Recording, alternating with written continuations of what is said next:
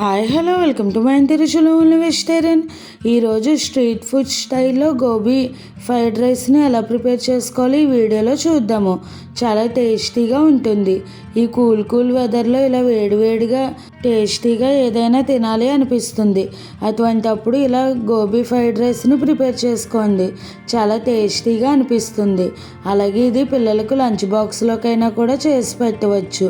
ఇక ఆలస్యం చేయకుండా ఈ గోబీ ఫ్రైడ్ రైస్ని ఎలా ప్రిపేర్ చేసుకోవాలో వీడియోలోకి వెళ్దాము. ముందుగా మనం గోబీని ఫ్రై చేసుకుని ఉంచుకోవాలి. కాలీఫ్లవర్ని ఇలా క్రిస్పీగా ఫ్రై చేసుకుని మనం ఫ్రైడ్ రైస్ చేసుకుంటే చాలా టేస్టీగా ఉంటుంది. ముందుగా ఒక పెద్ద కాలీఫ్లవర్ని మనం ఇలా చిన్న ముక్కలుగా కట్ చేసుకుని పెట్టుకోవాలి. ఇలా ఇవన్నీ కూడా ఈక్వల్ సైజులో కట్ చేసుకుంటే బాగుంటుంది. ఫ్రెష్గా ఇప్పుడు వస్తున్న కాలీఫ్లవర్లు అయితే పుచ్చులు పురుగులు లేకుండా ఉంటాయి. వీటిని శుభ్రంగా 1-2 సార్లు కడగాలి. ఫ్రెష్ కాలీఫ్లవర్ అయితే కనుక బాగుంటుంది. ఇప్పుడు ఇందులోకి 1 టీ స్పూన్ కారం, అలాగే చిటికెడు పసుపు, తర్వాత ఒక 1/2 టీ స్పూన్ వరకు గరం మసాలాను వేసుకోవాలి. తర్వాత ఇందులోకి టేస్ట్కి తగినట్టుగా ఉప్పుని వేసుకోవాలి. నార్మల్ ఈ ఫ్రైకి సరిపోయేటట్టుగా వేసుకుంటే సరిపోతుంది. ఇప్పుడు 1/2 టీ స్పూన్ మిరియాల పొడి, అలాగే 1 టీ స్పూన్ అల్లం వెల్లుల్లి పేస్ట్ని వేసుకుని ముందుగా వీటిని అన్నిటినీ ఒకసారి మిక్స్ చేసుకోవాలి. ఇందులో మనం ఫుడ్ కలర్ ఏమీ వేయడం లేదు. ఫుడ్ కలర్ వేసుకోవడం వల్ల హెల్త్కి అంత మంచిది కాదు. కలరుగా ఉంటుంది కానీ దానివల్ల టేస్ట్ కూడా ఏమనిపించదు. అందుకని ఇంట్లో చేసుకున్నప్పుడు కలర్స్ వాడకుండా ఇలా ప్రిపేర్ చేసుకోండి.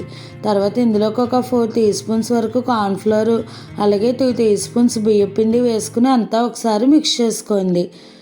కలర్స్ వేయం, అలాగే టేస్టింగ్ సాల్ట్ అది కూడా ఏమీ వేయం.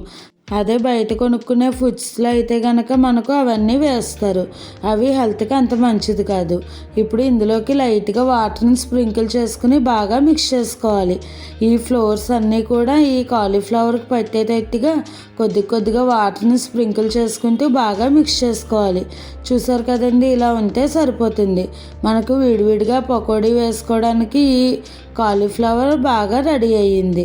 ఇప్పుడు ఇవి కలుపుకున్నప్పుడే మనం డీప్ ఫ్రైకి సరిపడా ఆయిల్ని కూడా పెట్టుకుని హీట్ చేసుకోవాలి. ఇవి మిక్స్ చేసుకునే లోపు ఆయిల్ కూడా హీట్ అయి ఉంటుంది. చూసారు కదండి, డీప్ ఫ్రైకి సరిపడా ఆయిల్ పెట్టుకుని ఆయిల్ హీట్ అయిన తర్వాత ఈ కాలీఫ్లవర్ పీసెస్ని ఒక్కొక్కటిగా ఈ ఆయిల్లోకి డ్రాప్ చేసుకోవాలి. ఈ విధంగా ఒక్కొక్కటి ఇలా వేసుకుంటే కనుక ఒకదానికొకటి అంటుకోకుండా విడివిడిగా వచ్చేస్తాయి. ఇప్పుడు ఇలా అన్నీ కూడా ఆయిల్కి సరిపడినన్ని వేసుకుని వీటిని 2 వైపులా కూడా మీడియం ఫ్లేమ్లో ఫ్రై చేసుకోవాలి. మీడియం ఫ్లేమ్లో ఫ్రై చేసుకోవడం వల్ల ఈ గోబీ లోపల వరకు ఫ్రై అయ్యి క్రిస్పీగా చాలా బాగుంటుంది. చూసారు కదండి, ఇలా కలుపుతూ 2 వైపులా కూడా బాగా ఫ్రై చేసుకున్న తర్వాత మనకు ఇంత మంచి గోల్డెన్ బ్రౌన్ కలర్ వచ్చాయి. ఇప్పుడు వీటిని ఒక ప్లేట్లోకి పక్కకు తీసేసుకోవాలి. ఇప్పుడు ఇదే ప్రాసెస్లో మిగతా కలుపుకున్న కాలీఫ్లవర్ని అంతటినీ కూడా ఈ విధంగానే వేసేసుకుని డీప్ ఫ్రై చేసుకోవాలి. ఆయిల్ మాత్రం మీడియం ఫ్లేమ్లో పెట్టుకుని అప్పుడు వేసుకోండి. అప్పుడు మనకు లోపల వరకు చక్కగా ఫ్రై అవుతాయి. అదే హై ఫ్లేమ్లో పెట్టేసి ఫ్రై చేసుకుంటే పైన కలర్ వస్తాయి కానీ లోపల పచ్చిగానే అనిపిస్తుంది. అందుకని ఈ విధంగా మీడియం ఫ్లేమ్లో పెట్టుకుంటూ బాగా ఫ్రై చేసుకున్న తర్వాత వీటిని అన్నిటినీ ఒక ప్లేట్లోకి తీసేసుకుని పక్కకు పెట్టేసుకోవాలి. చూసారు కదండి ఎంత పర్ఫెక్ట్గా వచ్చాయో. ఇవి ఉత్తిన ఇలా తినేసినా కూడా చాలా టేస్టీగా అనిపిస్తుంది. ఇప్పుడు మనకు గోబీ ఫ్రైడ్ రైస్లోకి గోబీ సిద్ధమైపోయింది.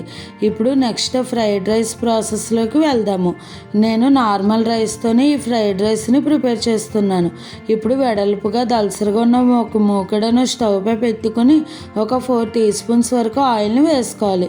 నేను ముందు కాలీఫ్లవర్ని ఫ్రై చేసుకున్న ఆయిల్ని వేసేసుకున్నాను. ఇప్పుడు ఇందులోకి ఒక ఉల్లిపాయని ఇలా క్యూబ్స్ లాగా కట్ చేసుకుని వేసుకోవాలి. తర్వాత ఒక చిన్న ముక్క వరకు క్యాబేజీని ఇలా సన్నగా పొడుగ్గా కట్ చేసుకుని వేసుకోవాలి. తర్వాత ఒక క్యారెట్ ముక్క, అలాగే క్యాప్సికమ్ని కూడా ఇలా సన్నగా పొడుగ్గా కట్ చేసుకుని వేసుకుంటే మనకు స్ట్రీట్ స్టైల్లో ఉంటుంది. ఇప్పుడు వీటిని అన్నిటినీ హై ఫ్లేమ్ మీద టాస్ చేసుకోవాలి. మనకు ఈ ఫ్రైడ్ రైస్ చేసిన నూడిల్స్ చేసిన ఎప్పుడైనా కూడా వెజిటేబుల్స్ మరీ సాఫ్ట్గా అయిపోనక్కర్లేదు. అలాగే 2 పచ్చిమిర్చిని, అలాగే కొద్దిగా కరివేపాకుని కూడా వేసుకుని హై ఫ్లేమ్ మీద ఇలా టాస్ చేసుకోవాలి. ఇవి మనకు అక్కడక్కడ పచ్చిగా ఉంటేనే బాగుంటుంది, మరీ సాఫ్ట్ అయిపోయినా బాగుంటుంది. బాగోదు. ఇప్పుడు ఇందులోకి టేస్ట్కి సరిపడా సాల్ట్ని వేసుకోవాలి. అలాగే ఒక 1/2 టీ స్పూన్ వరకు అల్లం వెల్లుల్లి పేస్ట్ని వేసుకోవాలి. సాల్ట్ చూసుకుని వేసుకోవాలి. మరలా సాసెస్ అవి వేస్తాం కాబట్టి చూసుకుని మిక్స్ చేసుకుంటే బాగుంటుంది. ఇప్పుడు వీటన్నిటిని కూడా ఒకసారి బాగా మిక్స్ చేసుకున్న తర్వాత ఇవన్నీ లైట్గా కలర్ చేంజ్ అయ్యి కొద్దిగా ఫ్రై అయిన తర్వాత మనం ముందుగా ఫ్రై చేసుకున్న ఈ కాలీఫ్లవర్ని వేసేసుకోవాలి. ఇప్పుడు ఇవన్నీ కూడా ఒకసారి మరలా మిక్స్ చేసుకోవాలి. నేను ఎక్స్ట్రా మసాలాలు ఏమీ వేయట్లేదు, తక్కువ మసాలాలతో కమ్మగా ప్రిపేర్ చేస్తున్నాను. ఇప్పుడు ఇవన్నీ ఇలా మిక్స్ చేసుకున్న తర్వాత మనం ముందుగా పొడిగా వండి ఉంచుకున్న రైస్ని వేసేసుకోవాలి. నేను ఒక 250 గ్రామ్స్ వరకు రైస్ని ఇలా పొడిగా వండి ఉంచుకున్నాను. ఒక కాలీఫ్లవర్కి 1/2 kg రైస్ అయితే పర్ఫెక్ట్గా సరిపోతుంది. ఇప్పుడు మెతుకు విడిగిపోకుండా జాగ్రత్తగా ఈ రైస్ని అంతటినీ కూడా బాగా మిక్స్ చేసుకోవాలి. ఇప్పుడు ఇందులో ఒక 1 టీ స్పూన్ సోయా సాసు, అలాగే 1 టీ స్పూన్ వెనిగరు, తర్వాత ఒక 1/2 టీ స్పూన్ వరకు గ్రీన్ చిల్లీ సాస్ని వేసుకోవాలి. ఇప్పుడు వీటిని అన్నిటినీ కూడా బాగా మిక్స్ చేసుకోవాలి. హై ఫ్లేమ్ మీదే మిక్స్ చేసుకోవాలి, అప్పుడే మనకు రైస్ ఫ్లేవర్ బాగుంటుంది. అదే సిమ్లో పెట్టుకుని మిక్స్ చేసుకుంటే కనుక మనకు అంత పర్ఫెక్ట్గా ఈ రైస్ ఫ్లేవర్స్ సెట్ అవ్వవు. ఇప్పుడు ఇదంతా కూడా బాగా మిక్స్ చేసుకుంటూ ఉండాలి. నేను నార్మల్ సోనా మైసూరి రైస్తోనే చేస్తున్నాను. మీరు కావాలి అనుకుంటే బాస్మతి రైస్తోనైనా చేసుకోవచ్చు. బాస్మతి రైస్తో అయితే కనుక మనకు 1 గ్లాస్ రైస్కి 1 గ్లాస్ వాటర్ వేసుకోవాలి.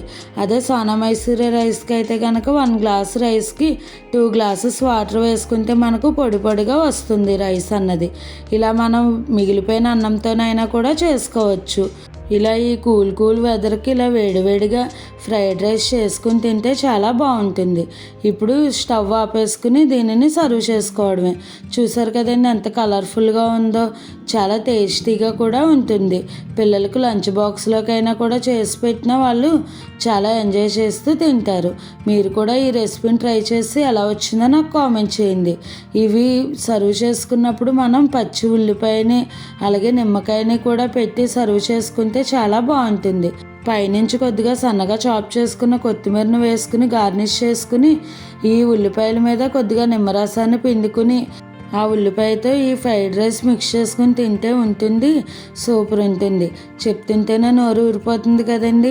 మీరు కూడా ఇలా ఒకసారి ట్రై చేయండి, చాలా టేస్టీగా అనిపిస్తుంది. ఇంకా మరైనా మంచి టేస్టీ రెసిపీస్ కోసం నా ఛానల్ని ఫాలో అవ్వండి. మీకు ఇంకా ఏమైనా వెజిటేరియన్ రెసిపీస్లో వెరైటీగా, హెల్తీగా, టేస్టీగా, సింపుల్గా కావాలి అనుకుంటే నాకు కామెంట్ చేయండి. ఈ రెసిపీ కనుక మీకు నచ్చినట్టయితే లైక్ చేసి, షేర్ చేసి, కామెంట్ చేసి నా ఛానల్ సబ్స్క్రైబ్ చేసుకుని పక్కనే ఉన్న బెల్ ఐకాన్ క్లిక్ చేయడం మర్చిపోకండి. Thanks for watching.